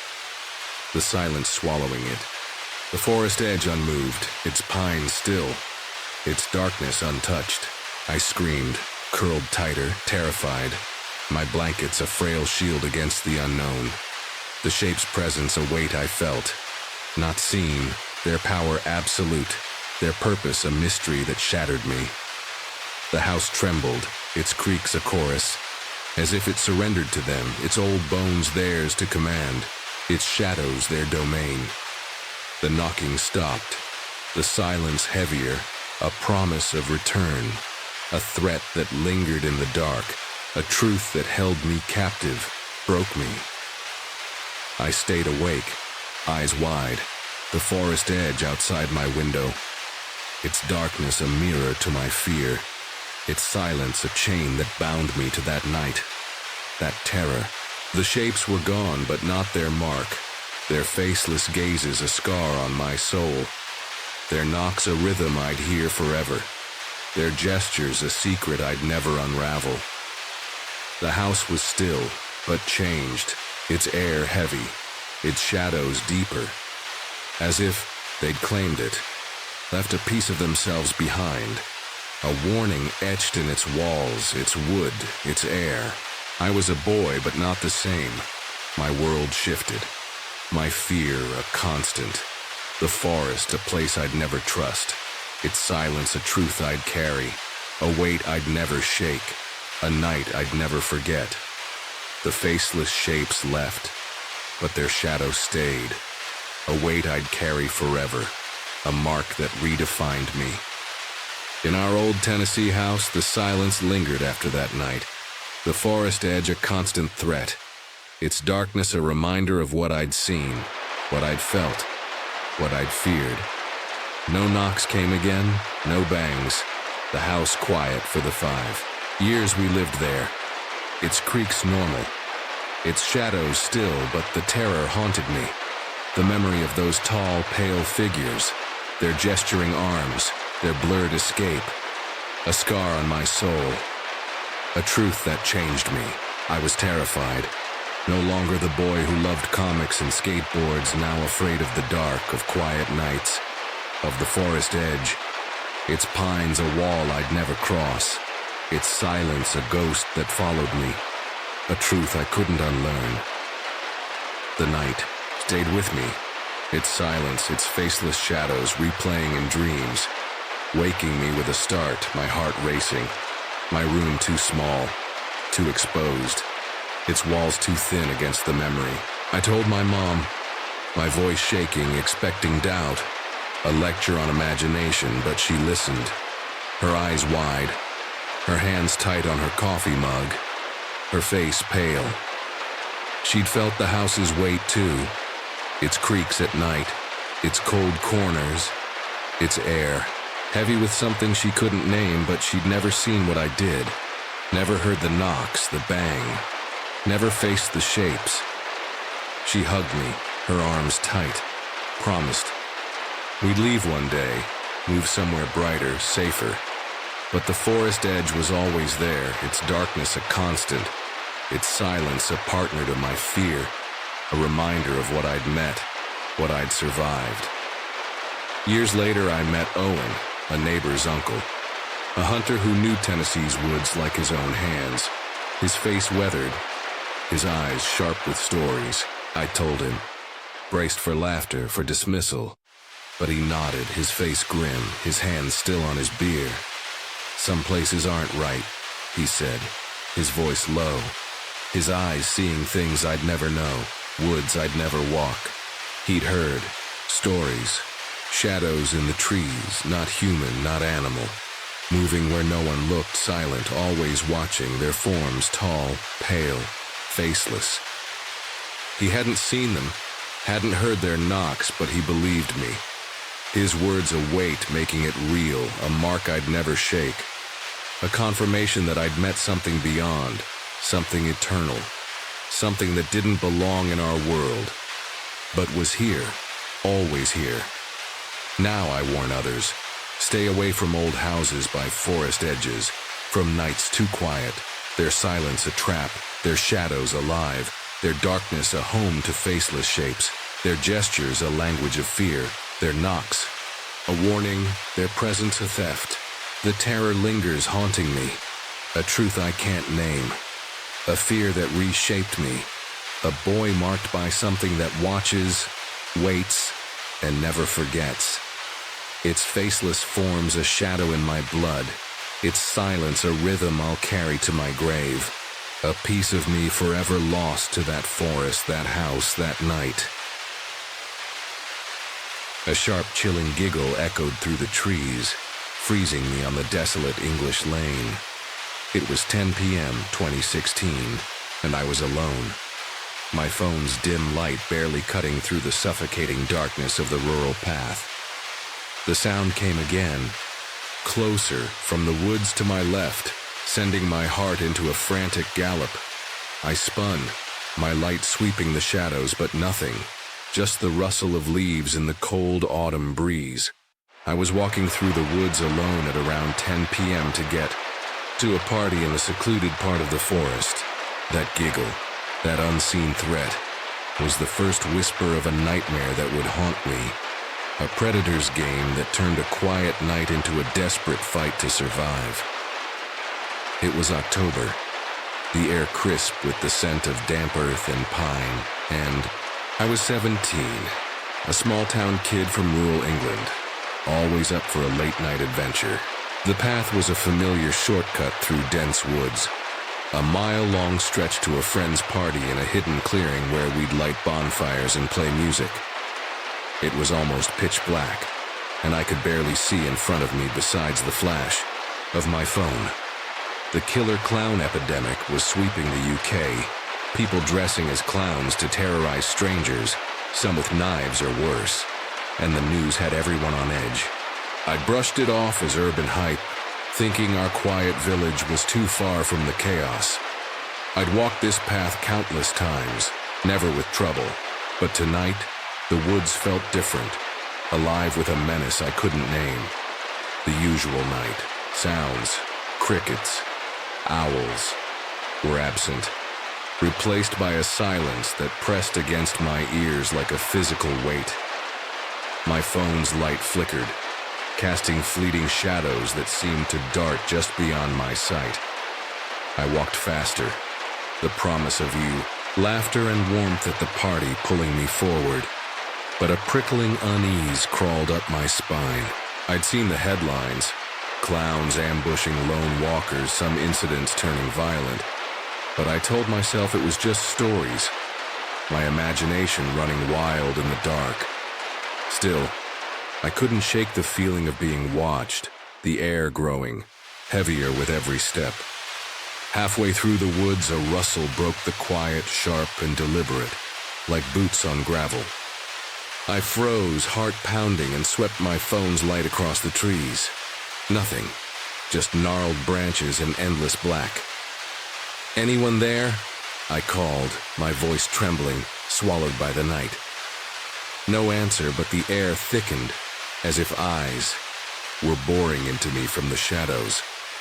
I started walking again, my steps quickening, the path narrowing as the forest closed in. My breath hitched, the party feeling farther with every moment. Another sound, A soft thud. Closer now. I spun, light shaking in my hand, but the woods were empty, the darkness mocking me. Then I saw it, a shape, slumped on a fallen log just off the path. I turned and saw a shadowy figure sat on a fallen log. My stomach dropped, but I told myself it was a lost hiker, maybe a drunk from town. I kept moving, eyes fixed ahead, but the figure stirred, and curiosity got the better of me. I made the mistake of shining my phone light directly at it and was instantly terrified. The beam revealed a man, massive and hulking, dressed as a clown, white face paint streaked with grime, red lipstick smeared into a grotesque grin, and eyes that glinted. With a cold, predatory hunger, sat there alone in the middle of the woods in complete darkness, was a largest man dressed as a clown, with full face paint and sporting the creepiest smile imaginable.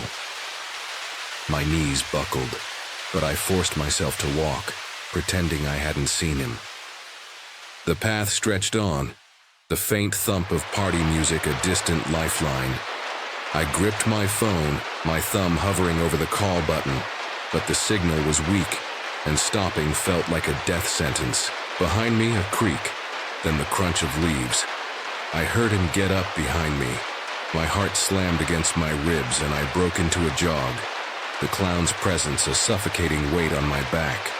The woods tightened around me, branches clawing at my jacket, and I prayed it was my mind that he wasn't following. But the crunching grew louder, faster. Boots pounding the earth, closing the gap with every step. The path grew treacherous, roots snaking across the dirt, the darkness swallowing my light. My jog turned to a sprint, my phone's beam bouncing, wildly casting frantic shadows. The clown's footsteps echoed behind me, relentless, his breaths now audible, ragged and hungry. I didn't dare look back, fear choking my throat. The party was near. I could hear voices, see a faint glow through the trees. But the clown was nearer, his presence a physical force pressing me forward. I instantly started sprinting towards the end of the long stretch, my lungs screaming. My mind locked on one thought: survive. Branches tore at my sleeves, the path twisting like a maze, but I kept running, driven by raw instinct, the clown's footsteps a drumbeat of terror. A barbed wire fence loomed ahead, glinting in my light. The edge of the clearing just beyond. I jumped over the fence as fast as I could and sliced my hands open as I did so. Pain seared through my palms, blood slicking my fingers, but I didn't stop. I turned around and kept running backwards as I saw. The clown stood behind the fence just staring at me and smiling. His eyes burned, unblinking, that twisted grin a silent promise of something sinister. I stumbled, nearly falling, but kept moving. The party's lights now bright, voices louder. The clown didn't cross the fence, just stood there. A statue of menace, his gaze searing into me like a brand. I burst into the clearing, gasping, hands bleeding, friends swarming me with wide-eyed concern. I didn't stop running until I got to the party, and I was scared for a very long time after this. My story poured out in fragments: clown, chase, fence, and their faces paled. The killer clown rumors suddenly real. Someone called the police, but their search found nothing. The woods empty, as if the clown had vanished into the night. I will never know if the man had evil intentions or was just trying to scare me. But the terror sank deep, a shadow that clung to me, following me home like a ghost. The weeks that followed were a haze of fear and paranoia. I couldn't walk past the woods without my heart racing, my mind replaying that clown's grin, those unblinking eyes. The news kept reporting clown sightings across the UK.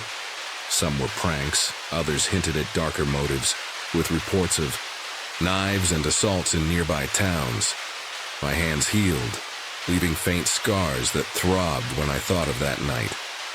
a constant reminder of the danger I'd faced. Friends tried to lighten the mood, joking about my clown chase, but their laughter felt hollow, my fear too raw to dismiss. The incident changed me in ways I didn't expect. I'd always been the kid who'd roam anywhere, fearless and free. But now I double-checked locks, kept a flashlight by my bed, and avoided the woods entirely. The party that night was supposed to be a celebration, a break from the mundane, but it became a turning point, a moment where innocence shattered. I told my parents, who called it a cruel prank, but their reassurance couldn't erase the memory of those eyes, that smile. The woods, once my sanctuary, became a place of dread. Every rustle a potential threat, every shadow a clown waiting to strike. Months later, a local paper ran a story about a clown arrested near that path, caught with a knife, though no charges were filed due to lack of evidence. Was it him? I'll never know, but the thought sent chills down my spine. The killer clown epidemic eventually faded, becoming a strange footnote in 2016's history, but its impact lingered in our village, in me. I started carrying a pocket knife, a small act of defiance against the fear, but it didn't stop the nightmares. The path stayed deserted, kids avoiding it, whispers of the clown road spreading among the locals. I wondered if he was still out there, waiting for another night, another lone walker to torment. The fear wasn't just in the chase, it was in the unknown, the ambiguity that gnawed at me. It was still extremely strange and scary to live through, a moment where the line between prank and predator blurred. I'd walk that path to feel alive, to chase the thrill of a late-night adventure. But it taught me how fragile safety is, how quickly a quiet night can turn deadly. The clown's face haunted me, a mask that hid something I never wanted to understand. I moved on, or tried to, but the woods didn't. They held their secrets, and I left them behind, but they never left me. Was he a prankster or something worse? That question still lingers, a shadow I can't outrun. You've heard 7 stories tonight, and while they may seem like just chilling tales, the truth is, these stories aren't finished. Every place we talked about is still out there. The echoes of what happened are still felt by those who live nearby. And the questions they left behind, they're still unanswered. The story doesn't end when the lights go off. It lingers, crawling just beneath the surface, waiting to find the next listener. And now, you've heard them. You're part of the story now. If you thought this was unsettling, just wait. There's more, much more. The next chapter will take you even further into the depths of the unknown, where the stories get darker, the mystery gets thicker, and the silence between them becomes louder. So subscribe and return if you dare, because we'll be diving even deeper next time. And remember, you won't always be safe when the video ends.